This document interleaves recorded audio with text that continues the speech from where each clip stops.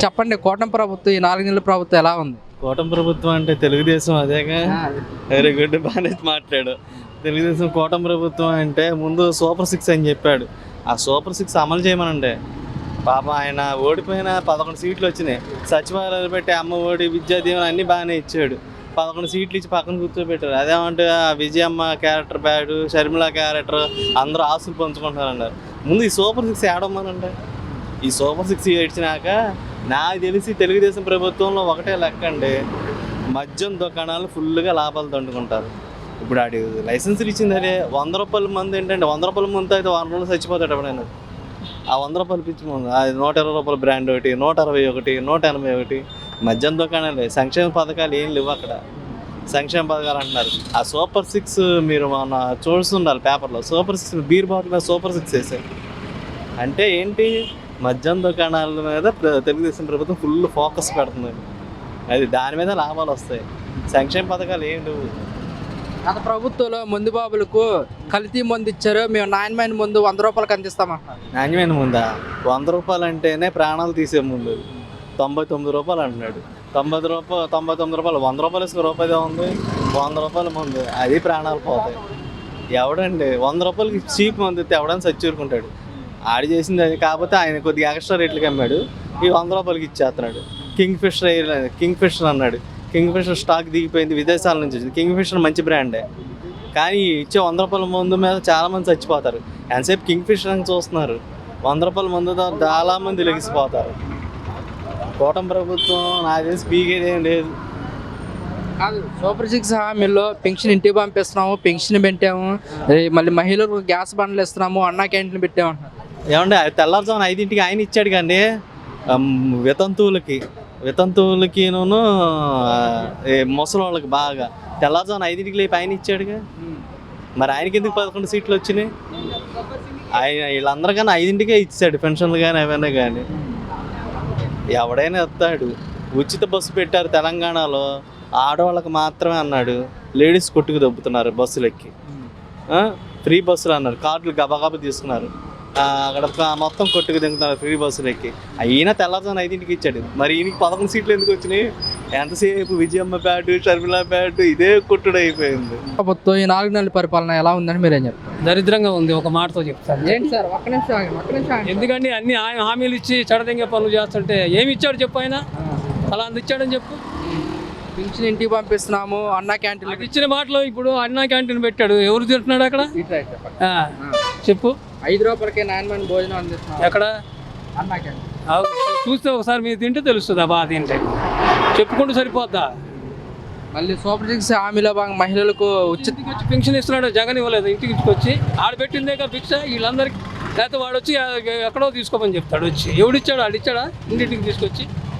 గత ప్రభుత్వంలో కాదండి, ఒక్క నిమిషం. గత ప్రభుత్వంలో వాలంటీర్స్ ఉండేవాళ్ళు. ఇప్పుడు తీసాడు. దేనికి తీసాడు? ఆడు మనుషులు కదా, వాళ్ళ బతకొద్దా? తుఫాన్ డబ్బులు వచ్చింది, ఎవరికైనా పంచాడు సరిగాడు? ఎవడు చెప్పుకుంటున్నాడు చెప్పు గొప్పగా ఆడి గురించి? వచ్చిన 400 కోట్లు కూడా వరద బాధితులకే వేసామంటున్నారు కదా. ఎవడేసాడు? వేసాడు మాటలు చెప్పడమే, పనులు జరగాలి అక్కడ. ఏ విధంగా? అంతే కొంచెం వస్తున్నాయి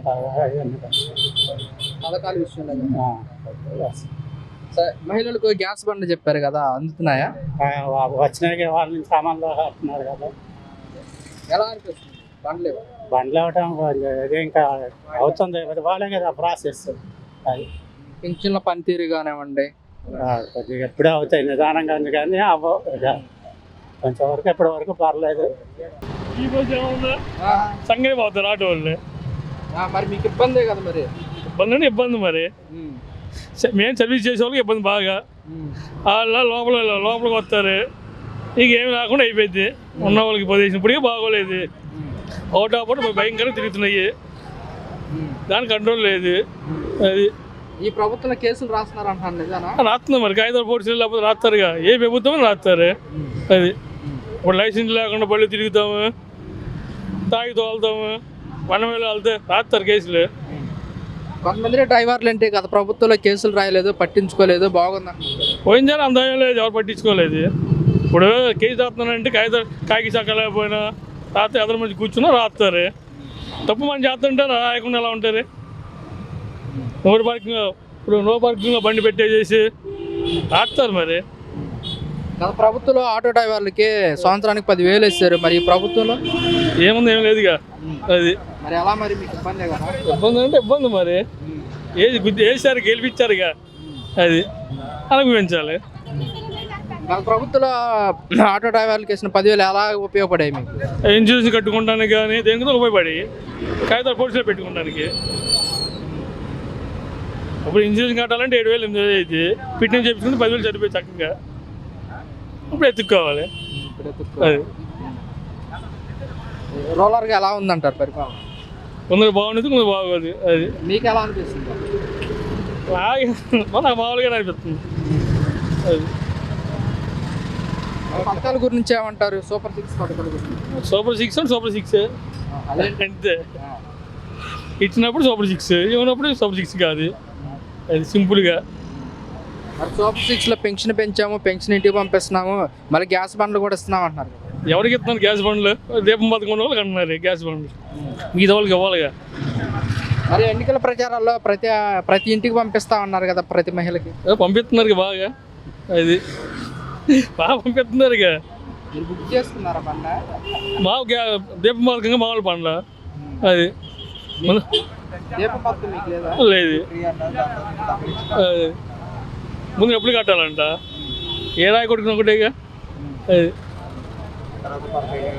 అది కాదు, అమౌంట్ పడకపోతే మళ్ళీ టోల్ ఫ్రీ నెంబర్ చెప్పాము, దానికి కాల్ చేయొచ్చు అంటారు. అయ్యా అన్నీ అయ్యి జరిగే పనులు అయ్యి, జరగని పనులు అన్నీ అయ్యి. కాదు, మరి సూపర్ 6 పథకాలు అమలు చేయాలంటే ఖజానా ఖాళీగా ఉంది, ప్రజలు మొత్తం అర్థం చేసుకోవాలంటున్నారు కదా చంద్రబాబు. అప్పుడు అదిగా హామీ ఇచ్చినప్పుడు ఏమైపోయింది అయ్యి? ఇప్పుడు పథకాలు పెట్టినప్పుడు తెలుసుకోవాలిగా. ఇప్పుడు ఖజానా ఖాళీ లేదంటే ఎవరికి? జనాలు మోసం చేయడమేగా. మరి పథకాలు ఇచ్చే లోపల ముప్పు వచ్చింది, వరద వచ్చింది, ఎందుకోసం పథకాలు అమలు చేయలేకపోయామంటారు. అందుకు ముందే అన్నారు మా వాళ్ళు కాదని. వరద వచ్చింది, వరద వచ్చింది, ఇన్ఫర్మేషన్ ఇవ్వాలిగా. జగ్గమూడి కాలనీలో 3:30 వచ్చిందంట, మిగతా వాళ్ళకి కింద వాళ్ళకి ఇవ్వాలి ఇన్ఫర్మేషన్. వాతావరణ శాఖ మాకు ఎలాంటి అలర్ట్ జారీ చేయలేదు, అందుకోసం ఇవ్వలేకపోయాం, లేకపోతే ఇచ్చేవాళ్ళం అంటారు. వాతావరణ శాఖ కాదు, తెలియకుండా ఎలా ఎందుకు ఉండిద్ది? ఇప్పుడు ఎక్కడో జరుగుతుంది, ఎమ్మడే తెలుస్తుందిగా. అంత వరద వచ్చినప్పుడు తెలియదు ఏంటి కింద వాళ్ళకి ఇవ్వాలి ఇన్ఫర్మేషన్? వాతావరణ శాఖ మాకు అలర్ట్ చేయలేదు, ఆల్రెడీ చెప్పింది కదా వాతావరణ శాఖ, తుఫాను రా బాబు జాగ్రత్తగా ఉన్నామని.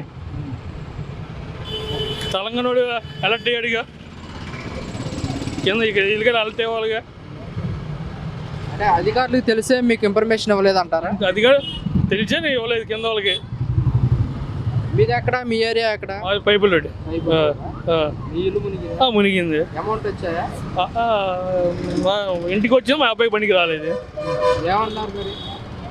అది కాదన్నారు, ఇది కాదన్నారు. ఇక జెండాపై కవిరాజే. అది సింపుల్గా ఒక మాట. అది